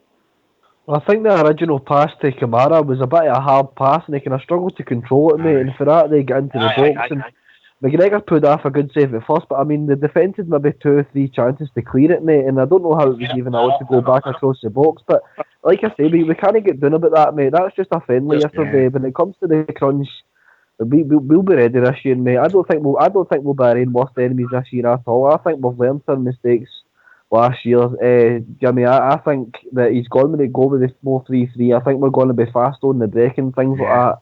And I think if you're going with the 3-5-2, you can't be on the break because you're basically pushing everybody up for the start anyway. So it's 4-3-3, mate. I think he's going to go with 3 box-to-box midfielders and your inside attackers with a target man or a finisher up front, mate. I don't think we'll be worst enemies. I don't see what I'm saying. He's worst enemy there. Sorry, can I come back in there? I mean, the problems are not going to be coming for other teams. It's going to be what we do. I don't mean with worst enemy. That's what I mean by worst enemy. It'll be what we're doing and know what other teams are going to do against us. That's what I mean by that. But I'm saying I think we've learned from mistakes for last year, mate. I don't think we will. I mean, I think it's very early on in the season to be saying we'll be our own worst enemies in that sense anyway, well, mate. That's how far we've come with me. We've came a long way for last year, mate, and I'm excited for the season ahead. I don't think there's many players. I don't think there's many teams this season. I'm just going to put this out there. I'll be able to deal with Ojo and Jordan Jones. Nope. I think they'll be a menace to any team, especially the puddle drinkers, and I think they'll give them a right fright. And if we look, we're back 4 settled. I know we brought Hollander in. I'll have a wee glass on you that the first game against them, the 2 of them are not playing. You think so? I'm not saying one of them might not be playing, but the 2 of them will not be playing. Well, you might be right there, mate. But I think whatever happens, Ojo and Jordan Jones will frighten a lot of teams this season. And we're back. We know our goalkeeper, the back 4's solid. Whatever the back 4's going to be in the middle of the 2 centre halves. Midfield, we know about Stephen Davis, Kamara, Jack, Aribo, and we know that obviously the Ojo up front. We've got Arfield there as well, and Jordan Jones, and we've got Fred and Defoe. So look, things are looking good, Ox, here. So we can't be complaining. I can see where he's confident saying we're in worst enemy. The gaffer's surely got to learn. He made some mistakes last season. Nothing to do with the gaffer yesterday. Nothing to do with the gaffer yesterday. 100%. So it's onwards and upwards, as we keep saying. So happy, as they say. I'm not getting any problems. It's a 1 each draw. So what? Exactly. I think we're going to put it in context, Jim. And get your point about we made an error for the goal, but what's that? 20 goals we've scored, 1 against. But I'll tell you what, in the next few games, if that's for goal difference, we'll not be far away. Yeah, we shouldn't be losing any goals. True, mate. But hey ho. Stevie G said it yesterday. But Stevie G said it yesterday. If you listen to him, he was disappointed. He said we got to kick up the bum. That's what he said. And what he was talking about was when that Blackburn, who are a bang average team, by the way, bang average. There's nothing special about them. The Marseille team's a better technical team, so we showed that we can match them technically. What he was on about yesterday was when Blackburn raised their game in that second half for a wee 10 minutes or 15 minutes, we didn't match them. That's what he was talking about. And what he was also talking about, Stardog, is we went to 1 each. We didn't show the drive and the sheer determination to win the game. And he even mentioned Hibs. He says, this happened at Hibs a few times last year. He says, we didn't win. And that's what he's talking about. That's the lessons you need to learn. And we've not learned them yet. But Jimmy's right. Jimmy's right. What Jimmy's saying is right. We now take our chances. And Ox has said it, and everybody's said it, is if you take your chances, these games are completely different for us. We can just... Can I come in there, mate? On you go, no, I was just like... See, towards the end of last season, when we were going to end the season, that all bear. See, if you really think back to the games that we played in last year, there's no one team that showed up and played us after Park last year. That's what Jimmy's saying. No, that's what Jimmy's saying. That we're in it worst enemies. You're not letting me finish. Sorry, boy. Carry on. What I'm saying is, I think we'll be even more frightening in that aspect last year. And as for the amount of draws that we did concede, it wasn't because we were hanging on or anything like that. It was because we basically did shoot ourselves in the foot. And I know exactly what Jimmy's saying. I'm saying in the sense of, because of our record in the past 5 games there, I just think we got sloppy for half a second, mate, and you're right, we never showed any desire or any fight back in that game until the last minute and a half of that game, mate. Then we kind of upped the tempo, and it was pointless, but we can't base what's going to be on the future of it. We can't base the future of the season on what happened yesterday, mate. Like, it's too early to tell. I think we're a 10 times more solid team from middle to back than what we were last season. I just think we get sloppy. But I mean, we made 7 substitutions we made yesterday. Did we make that many yesterday? Something like that. I mean, we're not going to make these substitutions in real games. And I mean, it wasn't even our first team that was out in the first half, and we absolutely played Blackburn after part yesterday. So for the wee negative goal that we lost, there's a million positives to take out the game, mate. And that was my point on it. We've been so excited, and everything's been progressing. And like Gerard said, we're only 1 goal away from everything being rosy in the garden. So I just don't like to hear Enda getting too disheartened by 1 goal, mate. That's all my point was. I wasn't disagreeing with you, mate. No, I'm not disheartened. You've just got to realise what the man was saying, Stevie G. I'm talking about. You've got to see what he's saying, and he's right. And if we don't take the lessons for it, we're going to carry this into next season and lose that 1 goal. If we don't take our chances, it's always down to 1 goal. You're never going to win a league like that. You've got to put teams away when you're on tap, and we're on tap, as you pointed out most of the time. Ulster, you're going to run the risk of losing that goal. But you're going to get games like that because that's football. Ulster? It's all valid points, but I think the difference is from the main season and what we had yesterday, we'd give everybody a showing for about 60 minutes. We'd totally outclassed Blackburn for that, and we obviously made a lot of changes. Somebody said about 7 changes. And obviously sometimes that sort of puts the whole progress of the game a wee bit with trying to get people on and mixing together. I think if next season, or as the season starts, you'll be keeping your players who have been on top on the field and changing it maybe later on in the game. And I think if we had kept the same players on, we'd have finished Blackburn. We're all over them if we hadn't made those changes. But that's what pre-season's all about. You make these changes just to give everybody game time. Just wouldn't read too much into it, the same way as I don't read too much at beating a European team 10-0. In aggregate, it's all about doing it in the league for real. But I think we'll be okay this season. All right, Jim, what's your first 11 before you go, mate? Give your first 11. You talk to me? Aye. McGregor. In the bath? Oh, no, I'm in the water. Right. You could take your boat, get up and down the bath. Oh, no. That was my duck, mate. Right, I go McGregor. I think the 2 centre-backs are up for grabs. I think the young boy Eddie's gave them Gerard Eriksen, I think. I think that boy can maybe get in there. Obviously, Tavernier. I'm still kind of stuck between Halliday and Big Bomber for the left-back. Midfield, Davis, Ryan Jack and Aribo. And out wide it'll be, what do you call him? Scott Arfield. On the other side, I'll go for the boy Jones. And up front, again, the toss-up between Morelos and Defoe. Yeah, you're a wise man, mate. Wise man. I'm sitting on a fence here a few times, but I still don't think Gerard knows his best starting 11 either. And that's what I mean, he needs to be consistent. I think the thing about it is you'll not be planning too far ahead anyway, because you don't know what you're going to get thrown at you. I know. Maybe the Europeans, how are we feeling about that? I think it's a 60-40 tie in our favour. Albert? Well, I don't know anything about that team, know what I mean? So, the progress, definitely. I'm looking for an annihilation in that first game. I'll be honest with you, I'm not going to hide. But if we get through, when we get through, I don't know anything about that team. I can't even pass comment, mate. I know nothing about them at all. All right. We'll go to our Danish correspondent, JFK. They finished second in their division last season. That's why they qualified for Europa League. The Groundhogs 2,100 as far as I know. They're a decent team in their own league, but come on, if we can't beat them, I know we're jumping here, there, progress, but they should be taken care of.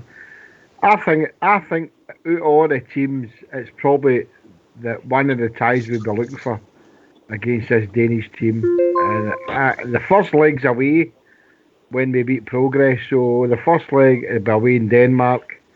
And there's Big Stevie, I was talking to him today, he says he's not going to be drinking any lager in Denmark because it's too dear.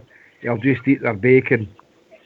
So he says, I'll be there. But look, guys, all kidding aside, I can't see us no beating a team like Midgetland. So let's see what happens. But I'd be really disappointed like the rest of them if we didn't progress into the last round.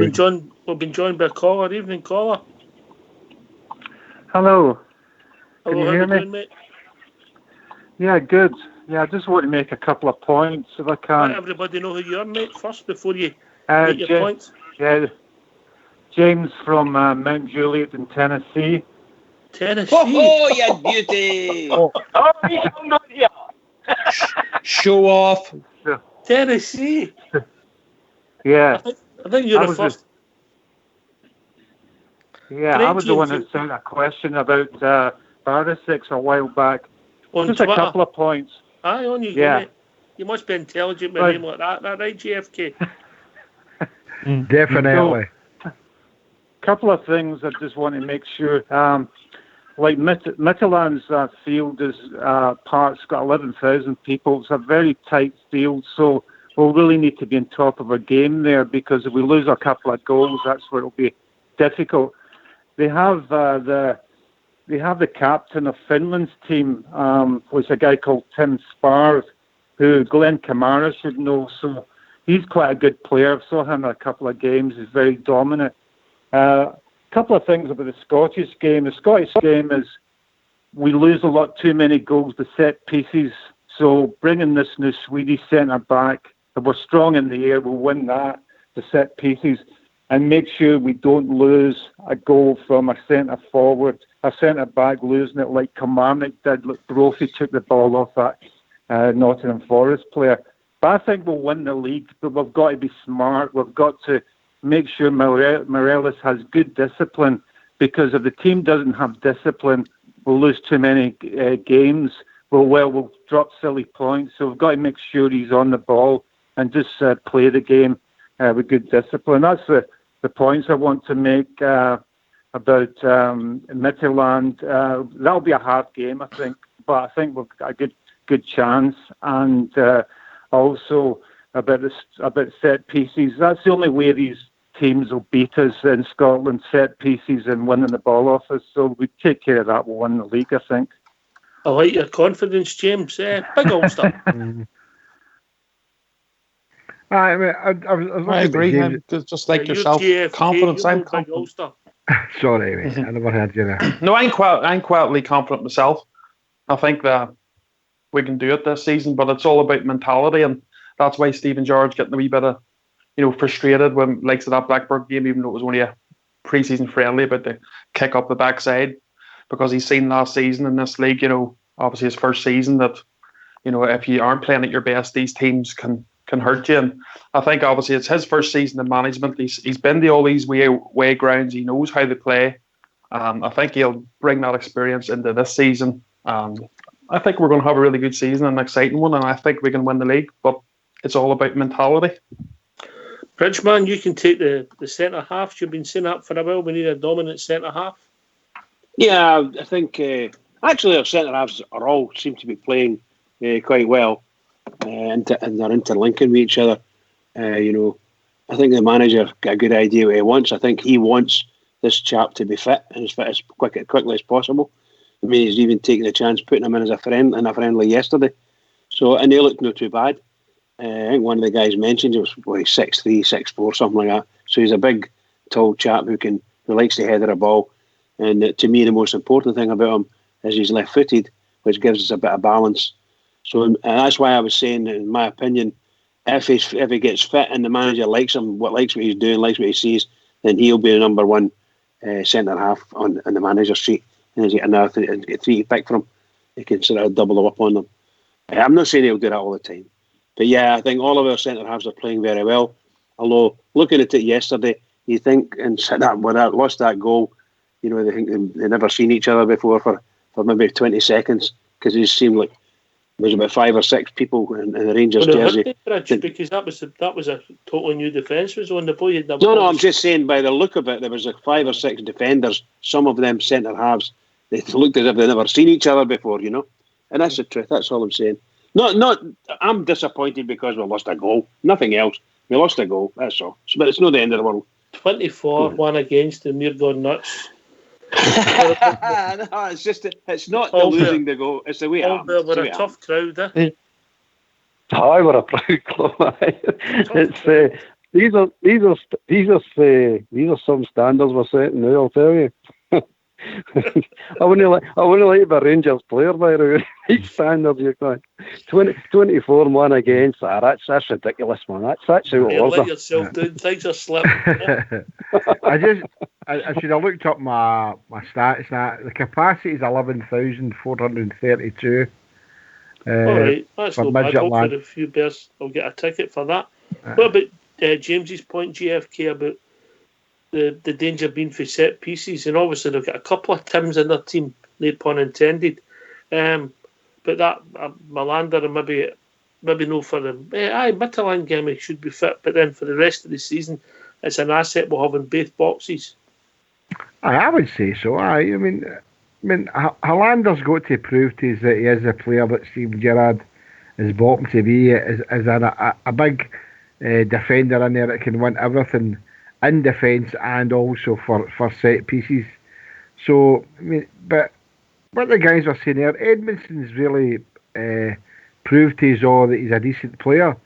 So, as I said, it's 2 or 4 in the middle there. Is Hollander guaranteed a place? Because as you said in the first hour, Oxshire, the manager said you'll only play if he feels that, you know, that you're able to play in that position and if you're good enough.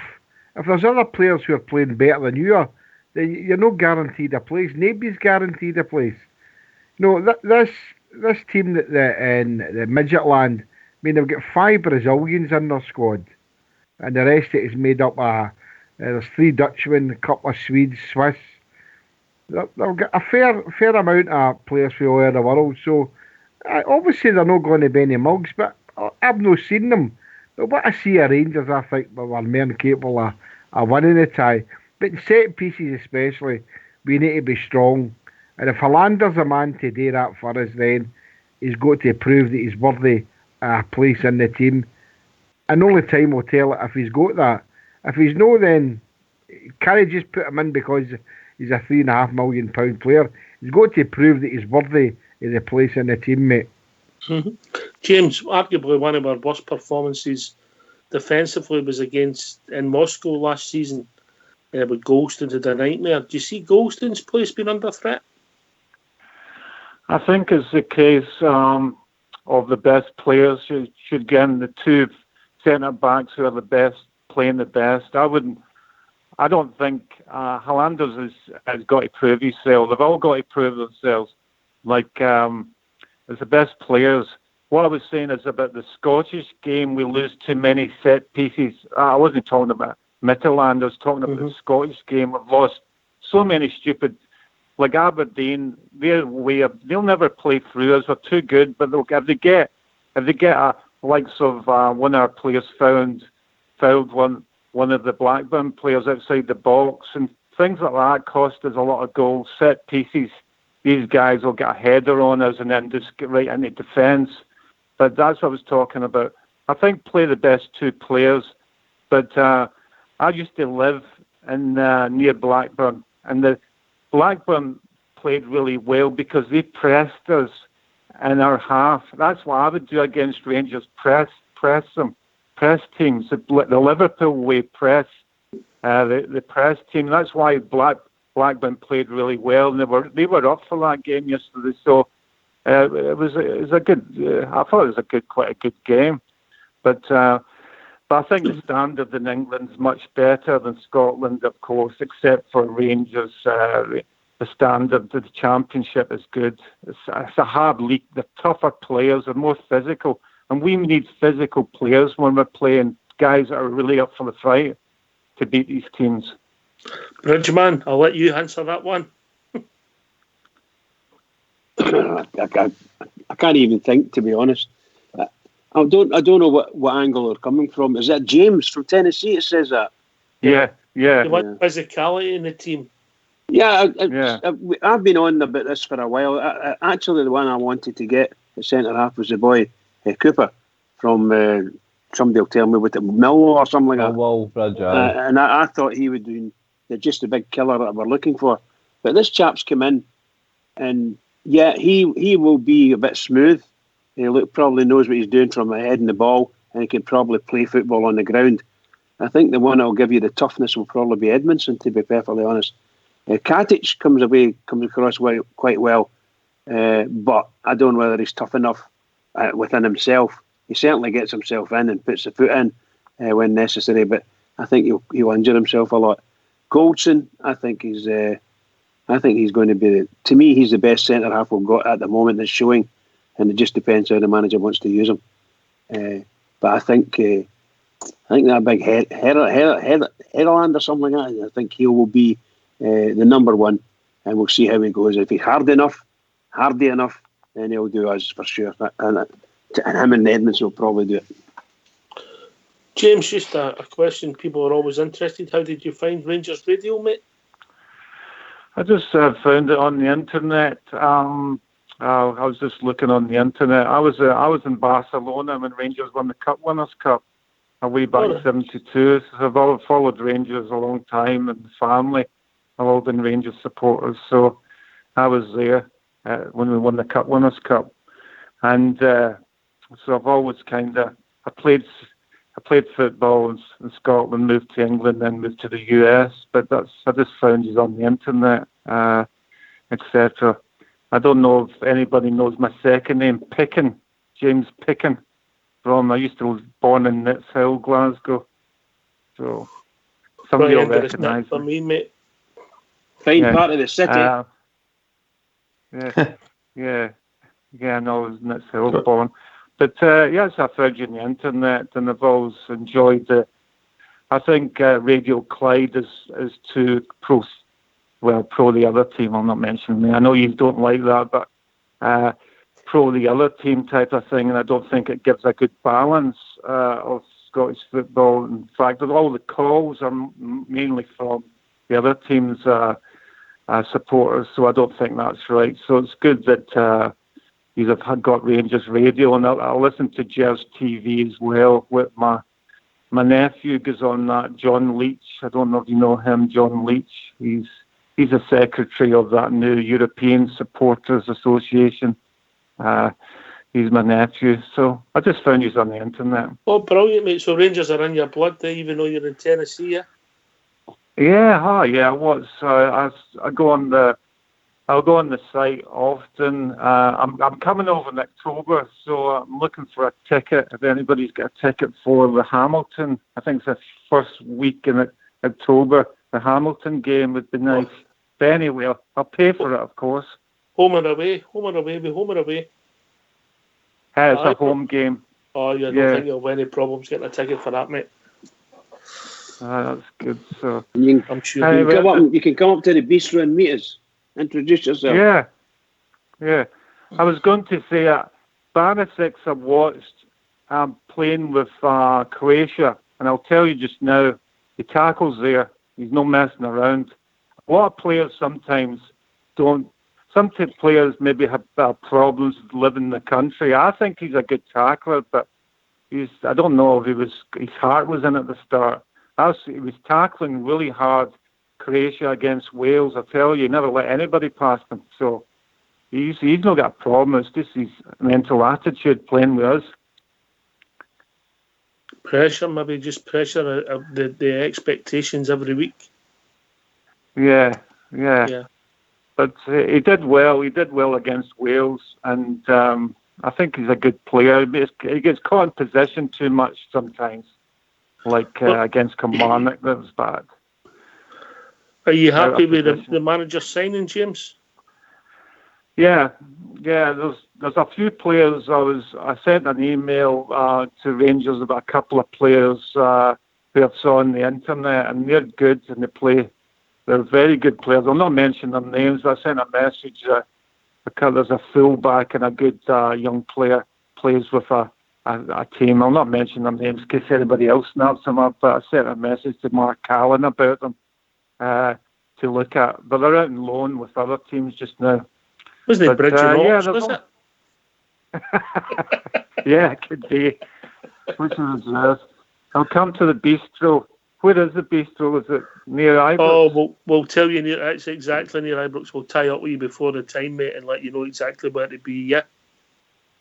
Yeah, that'll be nice to see all the faces. No, beer. That's not a nice feeling. Well, it'll be good to see you all. Brilliant, mate. Listen, you thanks for the call, mate. Believe it or not, we've reached that time of the evening. Oh, thank you very much. Thank you. Listen, thanks for the call. Thank you. Bye. Tennessee, and it's Bridgeman. 2 hours gone. It's over to you, mate. Oh, what can we say? What a marvellous evening. Listen to the guys discussing things. Tremendous. Really, really good. And I've thoroughly enjoyed it anyway. And I'm really looking forward to Thursday night, to be honest. So can I just say to all the Rangers fans all over the world, in particular Rangers fans on here, on Rangers Radio, every single one is, please don't forget the Rangers. Get out and buy the tickets. Buy the tickets for the games, but support the team. Keep it going for the Rangers. Just keep it going. Great to hear everybody on the radio tonight, particularly Big Ulster. Great to hear a big man back, James from Tennessee, and everybody else who took the time to call us. Also great to see the one and only True Blue in the lobby, the legend that is. This is Rangers Radio. We'll be back tomorrow night between 9 and 11. Talk about all things Rangers. Take it away, Old School Blue.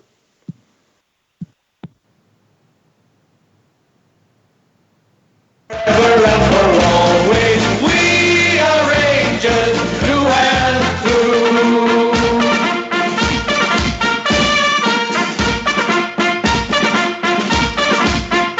Well, the legends come and the legends go, but Rangers live on just the same. For a new one's born when the blue shirts won, and we all remember their name. We are the legendary Rangers. We wear the legendary blue. Today, forever and for always, we are Rangers through and through. And there is no doubt what we're all about when we face the